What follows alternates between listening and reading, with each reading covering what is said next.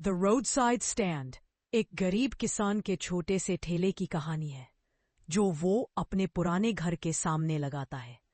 वो बेरीज, अचार और घर के बने छोटे सामान बेचता है।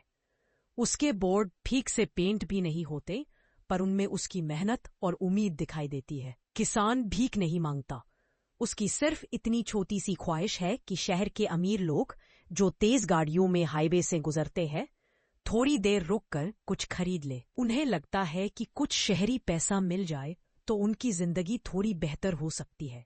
लेकिन अमीर लोग या तो स्टैंड को देखे बिना निकल जाते हैं या अगर रुकते हैं तो सिर्फ अपने काम के लिए, रास्ता पूछने या कार घुमाने के लिए।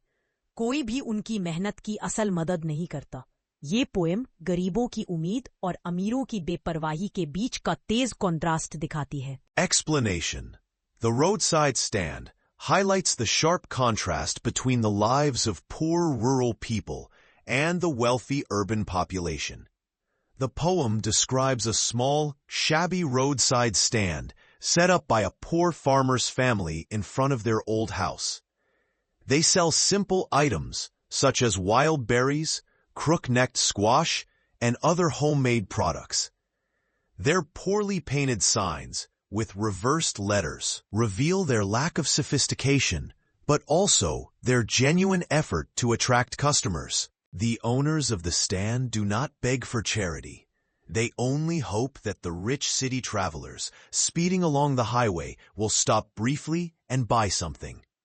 They long for a little city money, believing it will help them improve their lives and bring them closer to the glamorous lifestyle they see in movies. However, the polished, wealthy travelers mostly pass by without looking. When they do notice the stand, they feel irritated that it spoils the beautiful landscape. The few who stop do so only for selfish reasons, asking directions, turning their car around, or demanding gasoline that the stand does not have. None of them truly support the farmer's efforts. The poet's real grievance is not the damage to the scenery, but the deep, silent sorrow of the rural people.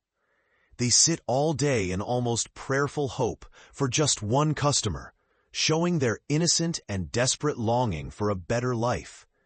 Frost then criticizes the so-called political good-doers who claim they will uplift the poor by relocating them to organized settlements with theaters and shops. He argues that these benefactors only pretend to help. In reality, they take away the independence of the poor and impose calculated benefits that confuse and weaken them. Towards the end, the poet expresses emotional conflict. Sometimes the endless suffering and disappointed hopes of the rural people make him feel that it would be a relief to end their misery in one stroke. But he quickly recognizes the cruelty of such a thought. Regaining his sanity, he realizes that he would never want someone to decide to end his pain, and therefore he cannot think that way about the poor either. Overall, the poem powerfully exposes social injustice, the indifference of the wealthy, the false promises of authorities, and the emotional burden of rural poverty. Frost gives voice to the silent suffering of country people and challenges society's hypocrisy and neglect.